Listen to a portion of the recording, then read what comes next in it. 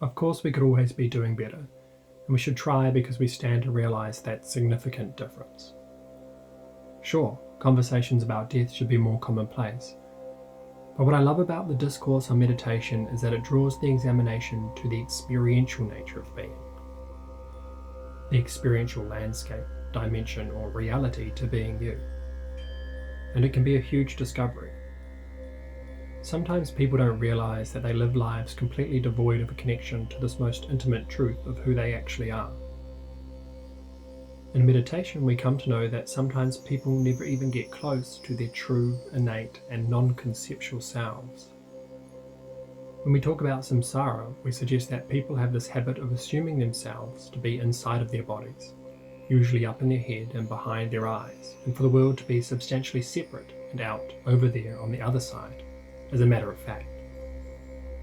But as a matter of fact, that's just an idea, and presumably a useful one. But if you want to live a truly and profoundly satisfactory life, it is essential to recognize that the experiential nature of consciousness is non-dualistic, that there is no split. And there are none of the follies that come along with that assumption. There is not effort, there is not confinement, there is no separation experientially. And that's obvious through meditation when we examine the nature of beingness, without distractedness and without zoning out.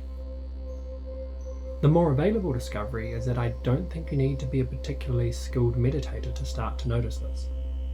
With a little bit of curiosity, it's obvious to me this transient nature of the sensations, which when I look are all that there are to make up me. Meditation is important because you have to look. Recently it was my partner's birthday and we satisfied every need. We ate great food and we laughed and we connected and we were in nature a lot. And at the end of the day there was nothing left for my mind to chase.